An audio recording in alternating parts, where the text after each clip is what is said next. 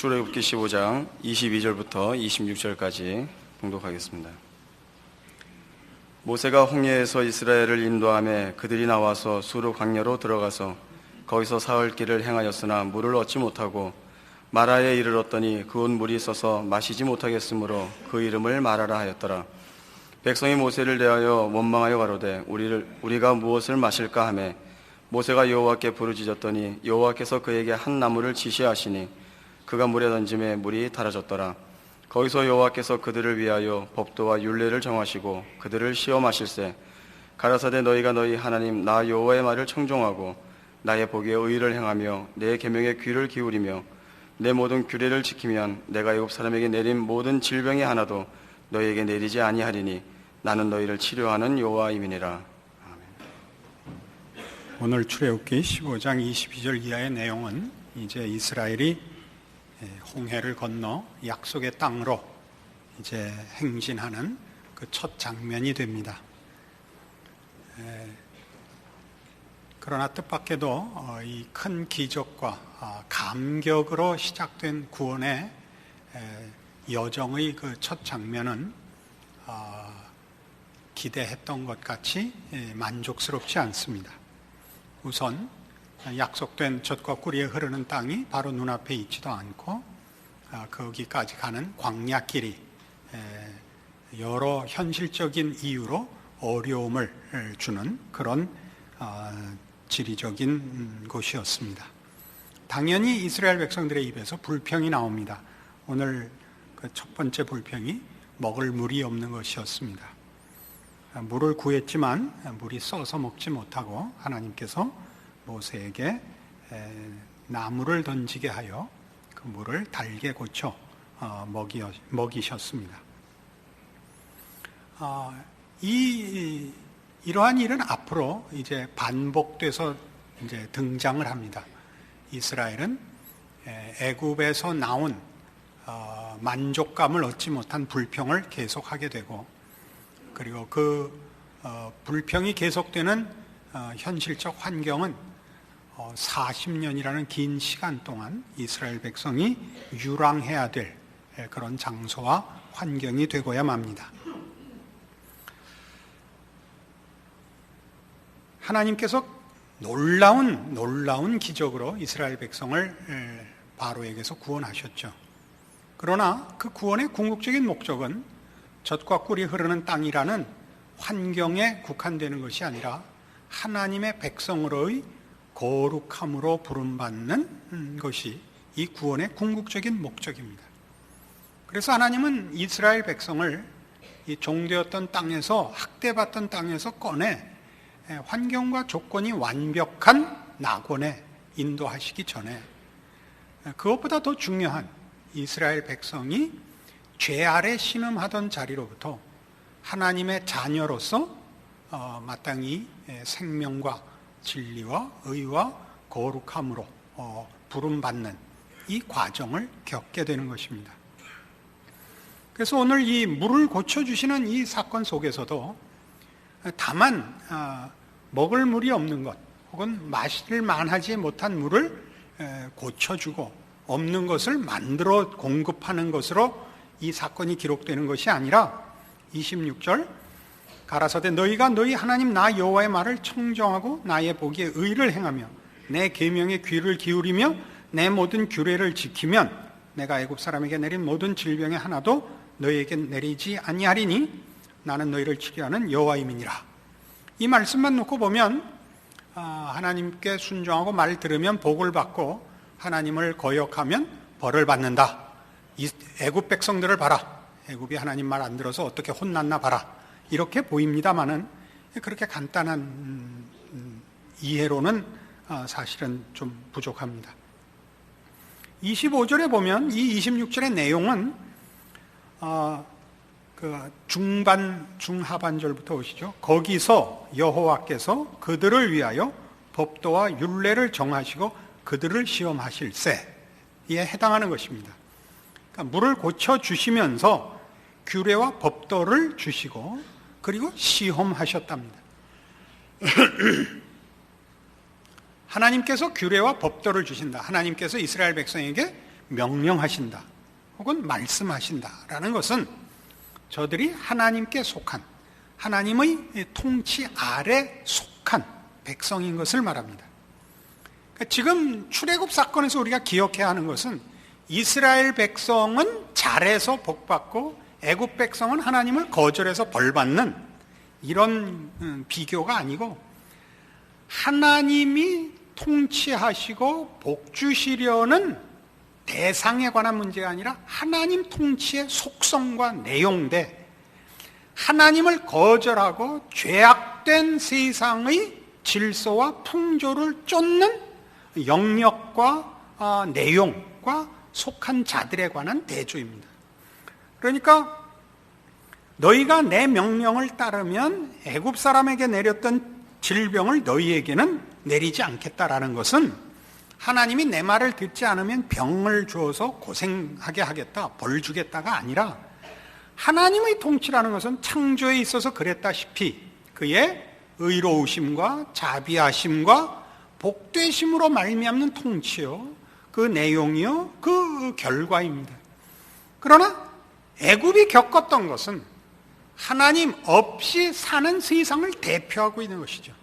저들은 질병을, 말하자면 죄로 인한 썩어짐과 허무함과 악한 것과 망하는 것을 스스로 자초한 곳에서 살고 있고, 자신들도 망해가고 있고 그들이 속한 세상도 다 파멸되는 곳에 살고 있었다를 대조하고 있는 것입니다. 그래서 이스라엘 백성이 지금 얘기하는 것은, 내가 너희를 구원하여 이 세상 질서를 회복할 뿐만 아니라, 그걸 내가 목적하고 원래 창조부터 그렇게 의도하신 분이지만 그 창조 속의 가장 중요한 주인공, 하나님의 백성, 하나님이 지으신 인류를 회복하는 것을 가장 중요한 내용으로 삼아 이 새로운 창조를 이루려고 하는 것이다 를 가르치는 것이 본 사건의 중요한 내용입니다. 이러한 문제는 로마서 5장에 오시면 신약 성경 245페이지에 우리 신약 성도들에게 설명된 내용으로 이렇게 동일하게 우리가 좀 더 이해하기 좋게 설명됩니다. 로마서 5장 1절입니다. 그러므로 우리가 믿음으로 의롭다 하심을 얻었은즉 우리 주 예수 그리스도로 말미암아 하나님으로 더불어 화평을 누리자. 또한 그로 말미암아 우리가 믿음으로 서 있는 이 은혜에 들어감을 얻었으며 하나님의 영광을 바라고 즐거워하느니라. 이것은 구원 얻은 모든 하나님의 백성들이 가지는 현실적 신앙의 지위며 상태며 운명입니다. 그건 뭐냐 하면 예수 그리스도로 말미암아 구원함을 얻어서 죄와 사망의 자리로부터 구원함을 받아 하나님과 화목되었고 하나님의 자녀가 되었으며, 그래서 현실적으로 또 그리고 영원토록 하나님의 돌보심과 복주심 아래에 있으며, 그리고 하나님의 영광의 승리의 자리에 가는 운명을 가지고 있는 자들입니다. 여기까지 우리 모두의 고백이요, 우리가 믿고 있는 내용입니다. 지금은 어디냐 하면 하나님의 영광의 자리에, 그 즐거움과 그 실현된 자리까지는 아직 안 가 있고, 하나님이 우리를 위하여 그 아들을 보내서 우리를 구원하신 것과 하나님의 자녀 삼으신 것과 하나님의 자녀로 보호와 인도와 모든 그 복주심 속에 있는 현실입니다. 근데 그 현실이 무엇으로 등장하느냐 하면, 이런 하나님의 계획과 뜻과 목적과 이런 것에선 1, 2절의 설명으로 설명이 되지만 현실적으로는 3절, 다만 이뿐 아니라 우리가 환난 중에도 즐거워하나니 이는 환난은 인내를, 인내는 연단을, 연단은 소망을 이루는 줄 알미로다 라고 해서, 소망, 곧 하나님의 영광의 승리라는 구원의 궁극적인 완성으로 부름받은 성도들의 현실은 환난 속에 있다고 합니다. 그 환난은 이 궁극적인 완성, 소망을 이루기 위한 하나님의 방편입니다. 그러니까 예수를 믿고 나면 형통하고 편하고 쉽지 않습니다. 왜냐하면 그 얘기를 해야죠. 왜냐하면 서두에도 말씀드린 바와 같이 하나님은 우리 인류를 구원하여 바뀐 환경, 개선된 환경, 영원한 복락을 주는 환경을 주는 것으로 구원의 중심을 삼지 않으시고 하나님이 구원하시는 각 개인, 그들의 영혼과 인격이 하나님으로만 만족하며 하나님이 인정하시는 그런 성품과 인격과 속성에 이르기를 바라시기 때문에 그렇습니다. 그것을 위하여 환난이 등장합니다. 출애굽 사건에서 보자면 그것을 인하여 저들은 그 큰 기적 속에서 탈출한 구원으로 광야 유랑 생활을 해야 하는 것입니다. 이 유랑 생활을 통하여 지금 출애굽기 사건을 놓고 보자면 뭘 하죠? 하나님이 내 명령을 따르라. 그리하면 너희가 애굽이 받은 재앙을 받지 아니하리라. 라고 하여 저들에게 시험하듯이 환난을 통하여 우리가 하나님의 사람으로 왜 부름받았고 어떻게 부름을 받았고 무엇을 위하여 부름을 받았고 그리고 그것을 하나님이 어떻게 이루시는가를 확인하는 과정을 가지게 됩니다. 현실적으로 우리 모든 성도들이 이런 질문은 다 한 번씩 하는 것입니다. 이런 식의 구원이라면 하나님이 왜 우리를 구원하셨는가? 그런 질문하죠. 그 큰 감격과 그 큰 항복을 받아내신 그 구원인데 성자 하나님을 이 땅에 보내셔서 십자가에 못 박아 죽여 허락한 구원이며 그 아들을 주시기까지 한 사랑으로 항복시킨 감격인데 그 다음이 없잖아요. 세상 속에서 내가 하나님을 믿는 사람으로서 우위를 점하는 게 아무것도 없습니다. 우리가 세상 사람들보다 더 잘나지도 더 가지지도 더 발언권도 꺼내놓고 자랑할 것도 없는 지지고 볶는 인생을 믿지 않는 자들과 동일하게 경험하고 동일한 매일의 삶을 살아야 합니다. 이럴 거면 왜 구했습니까? 그런 질문은, 그런 경박한 질문은 해본 적이 없다. 이런 표정을 지으지. 그래서 는 건 눈치밖에 없어갖고, 애매할 땐 가만히 있는다. 이스라엘 백성이 출애굽 사건에서 계속하는 불평이 뭐죠? 여러분은 결과를 알고 있으니까 이스라엘 백성을 욕하지요. 비응신들. 응?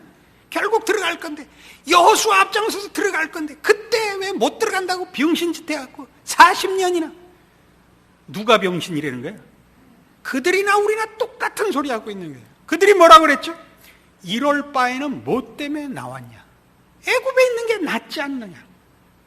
그 얘기했고 지금도 모두의 성도들이 하는 겁니다. 사실은 기적으로 하나님이 위로하면 맞습니다 했다가 그 다음날 다시 이럴 거면 뭐 때문에 구원하셨습니까?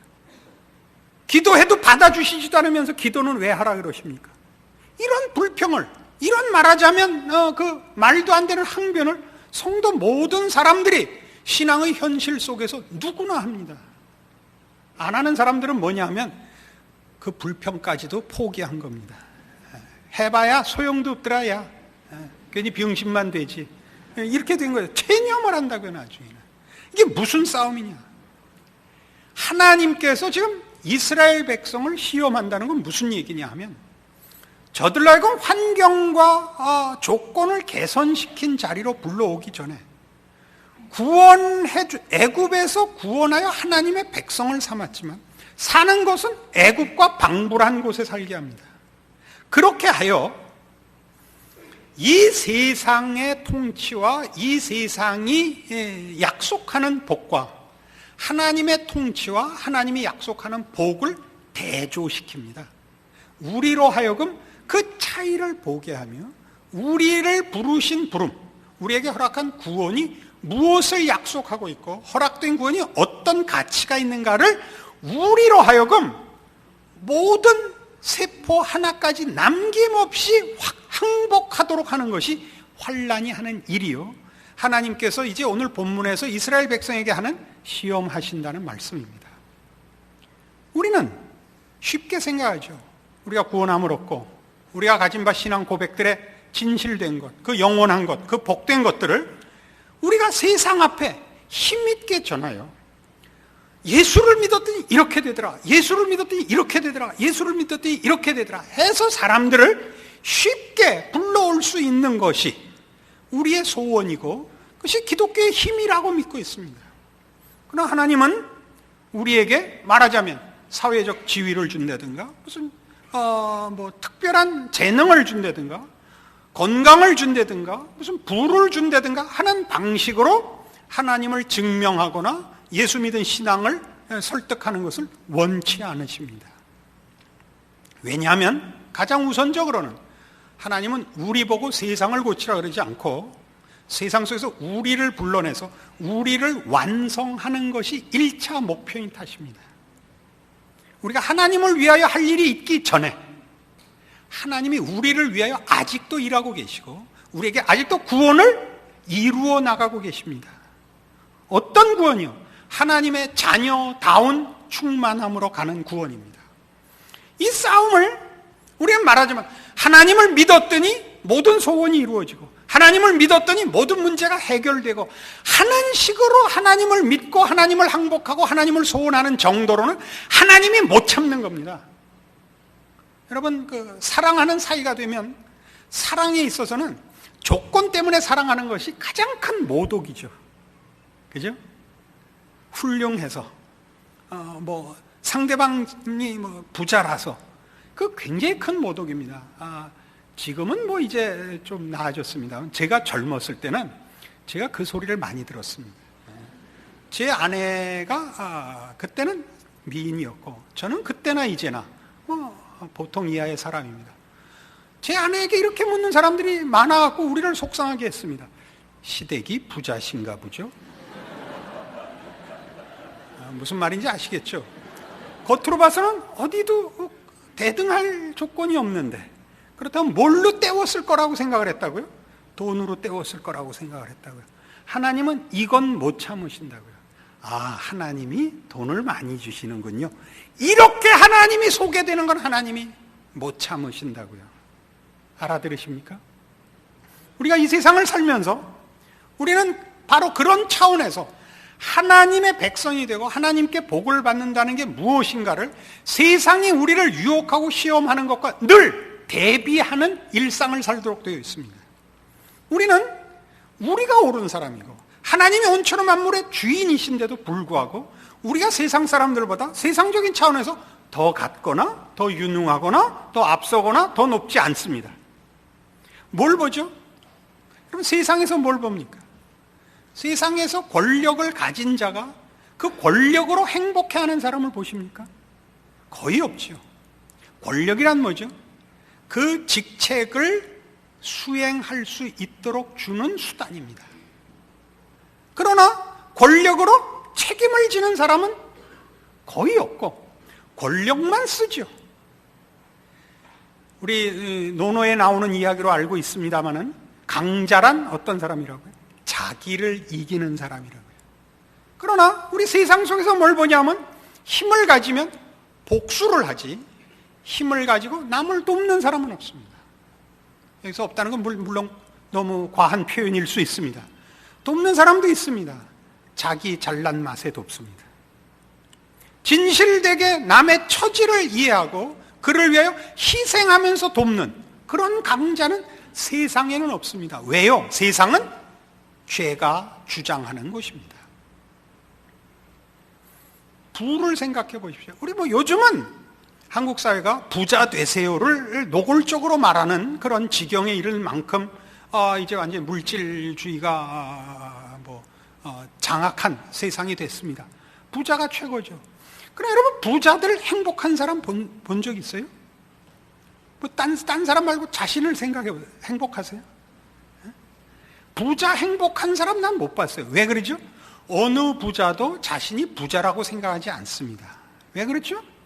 아무리 가져도 부족하다고 느낍니다. 왜 부족하다고 느껴요? 그것으로 만족이 안 오기 때문입니다. 그 논어에서 나온 얘기 한 번 더 인용하죠. 부자란 자족하는 사람이라. 자족하는 사람입니다. 부자가 얼마나 우리가 볼 땐 부자인데 내가 보면 저 사람만큼만 가지면 나는 행복할 것 같은데 그 당사자는 안 행복합니다. 부자들이 이거 하나는 조심해 주셨으면 좋겠어요. 제가 인용하는 이 표현에 부자가 아닌 사람은 속상할 거 없습니다. 부자라면 속상할 겁니다. 이거 얼마짜리 같아? 이거 2만 원 주고 샀어. 부자는 그러면 안 됩니다. 2천만 원짜리 옷 입으십시오. 우린 그 불만이 없습니다. 대신 밥값은 좀 내주십시오. 내 차 중고야. 1200cc짜리 폰이 마이너스 아니야. 아니요. 벤츠 타세요. 벤츠 6천 타시고 밥 한번 사주세요. 부자는 그게 부자예요. 그럼 행복해요. 부자인데 뭐 때문에 아끼고 사세요? 부자로서 누리세요. 남 못 먹는 거 먹고, 남 못 입는 옷 입고, 남 못 타는 차 타고, 남보다 더 좋은 집에 사세요. 그리고 행복하세요. 그래서 넘치세요, 제발. 넘치세요. 넘치세요. 비싼 거 말고 여름에 냉면에 불고기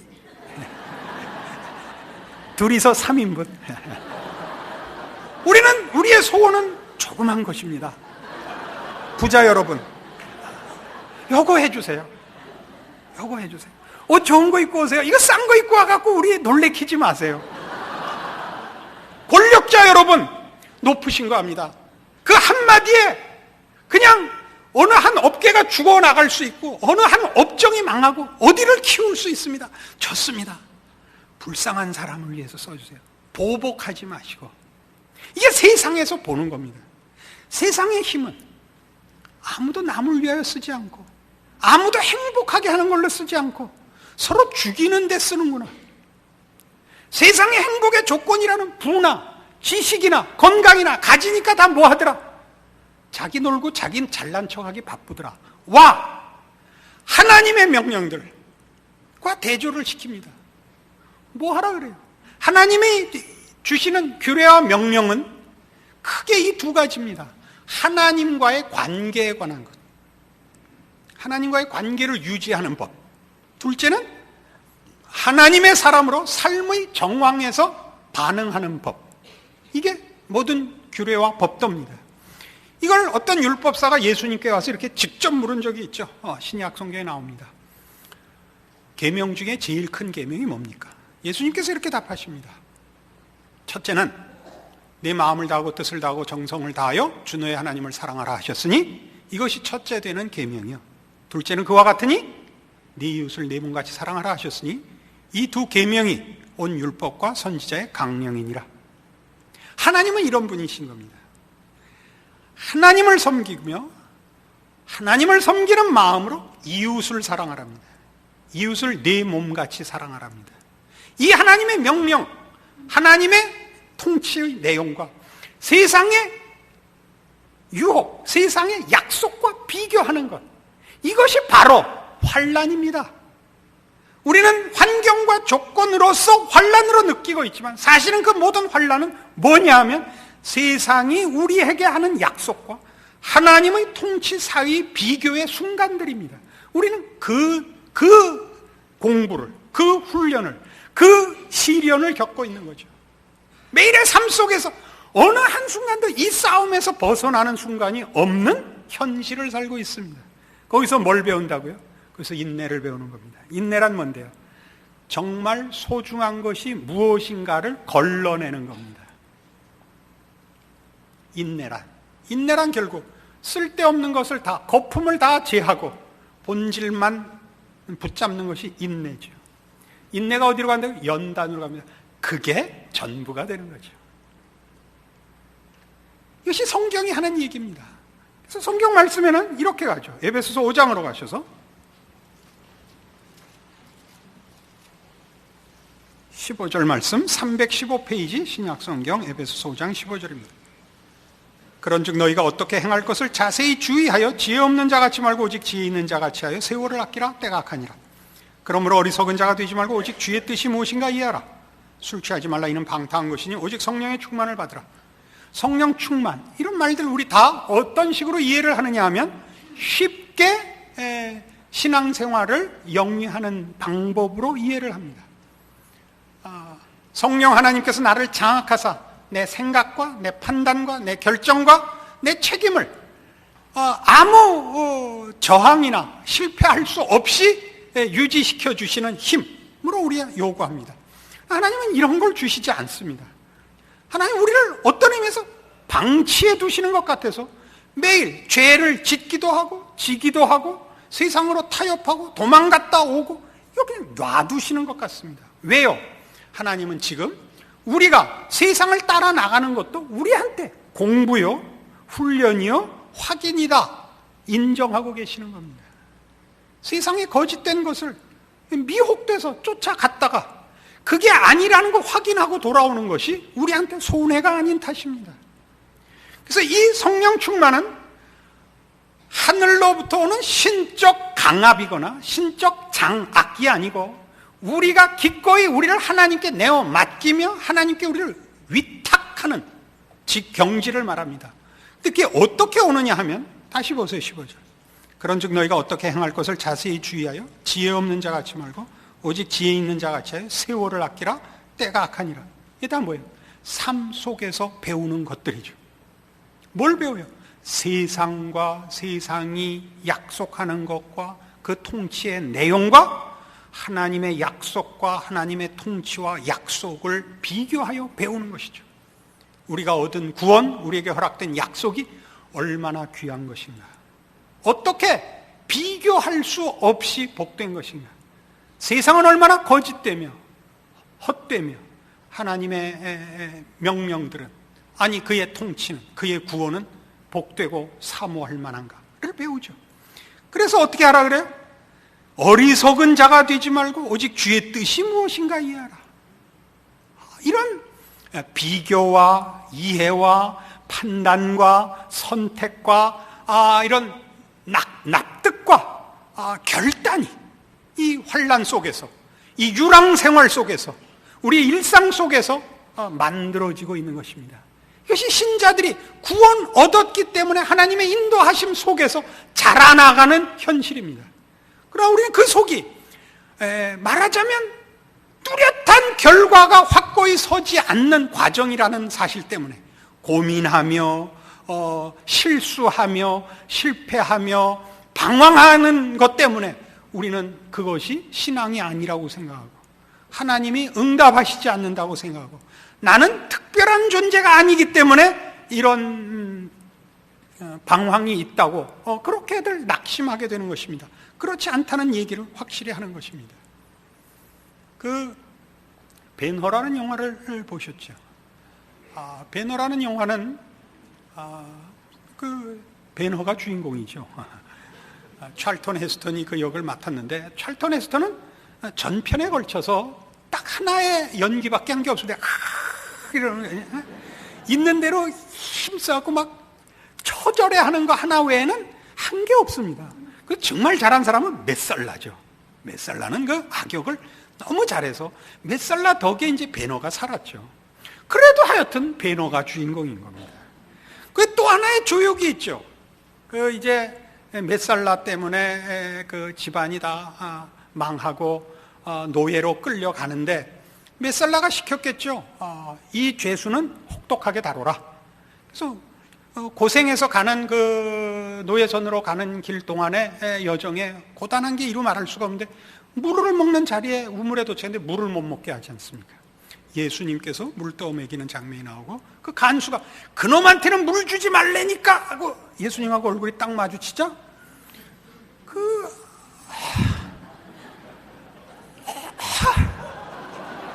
라는 표정을 지었습니다. 비슷했나요? 그런데 그 친구 얼마나 정말 적절히 못생겼습니까? 기억나시죠? 그 얼굴. 제 표정, 제 얼굴로는 감히 따라갈 수 없는 그 정말 역사상 유례가 없는 조역을 맡았죠. 얼마나 분명히 자기 역할을 했습니까? 우리 인생 속에서 우리가 그런 말하자면 적을 만난다면 정말 미치고 환장할 것 아닙니까? 우리의 친구가 변하여 메살라가 돼서 온다고 정말 여러분 가죽을 벗겨 죽이고 싶지 않겠습니까? 그러나 그 모두가 베너를 만들어가는 겁니다. 베너를 만들어갑니다. 베너 보고 그 사람들 전도하라고 부르지 않고 베너를 하나 만들기 위해서 온 세상이 동원되고 있다. 그게 베너입니다. 찰턴 헤스턴은 뭐만 하고 있어요? 이렇게 하다 영화 다 끝났다고요. 뭐. 그래도 그게 배너래니까요. 훌의 자손 유다, 주다 배너. 우리가 지금 그렇게 하나님의 구원과 복주심의 주인으로서, 최고의 목적 대상으로서 우리의 인생이 펼쳐지고 있는 것입니다. 왜 이놈의 세상이 이렇게 어렵고 하나님은 나에게 응답 안 하시는가? 아니라니까요. 생각하시라고요. 하나님의 자녀가 됐다는 게 무엇인지, 우리가 얻은 구원이 무엇인지, 우리가 어떤 복된 상황과 약속 속에 있는지를 비교해보라 말이죠. 그래서 어떻게 나와요? 19절, 시와 찬미와 신령한 노래들로 서로 화답하며 너희의 마음으로 주께 노래하며 찬송하며 범사에 우리 주 예수 그리스도 이름으로 항상 아버지 하나님께 감사하며, 이런 게 나와야 돼요. 그리스도를 경외함으로 피차 복종하라. 그래서 피차 복종하라는 것은 만나는 사람만이 아닙니다. 우리가 속한 이 세상 속에서의 모든 환경, 조건, 풍조, 통치의 그 억울함, 시련, 이 모든 것을 복종하라고요. 지라는 말이 아니라 그 모든 것이 너한테 손해되지 않는다. 네가 지금 처해 있는 상황이 너를 위한 것이다. 너의 유익을 위한 것이다. 네가 손해보고 있는 시간 아니다. 이게 성경이 가르치는 것입니다.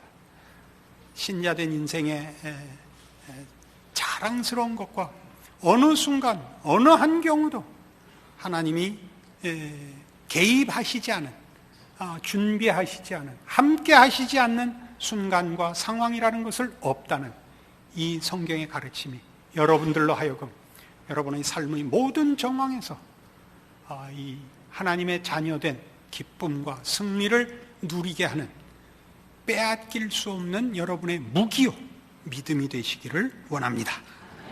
기도하십시다. 하나님 아버지 은혜를 감사합니다. 하나님이 우리 아버지시고 우리 하나님이 우리를 지금 여기서 기르고 계십니다. 저 다윗의 고백처럼 여호와는 나의 목자시니 내게 부족함이 없으리로다. 그가 나를 푸른 초장에 인도하시며 쉴 만한 물가로 인도하시는도다 라는 고백이 참으로 우리 것입니다. 세상은 싸우고 세상은 해하며 세상은 삼키지만, 그러나 그 모든 것이 우리에게는 오직 유익이 될 뿐이요, 우리 안에서 죄를 뽑는 것이요, 헛된 것을 제거하는 것이요, 하나님의 사람으로만 순결하게, 진실하게, 그리고 충만하게 되어가는 과정임을 믿습니다. 이 믿음으로 하나님의 사람으로 하루하루를, 매 순간을 소중하게 믿음을 지켜 충성되이 자기 자리를 지키며 사는 우리들 되게 하여 주시옵소서. 지금은 우리 주 예수 그리스도의 은혜와 하나님 아버지의 극진하신 사랑과 성령님의 교통하심이 하나님을 의지하여 사는 인생의 복된 나날들을 승리하며 살리라 약속하고 돌아가는 심령들 위해 영원토록 함께 있을지어다. 아멘.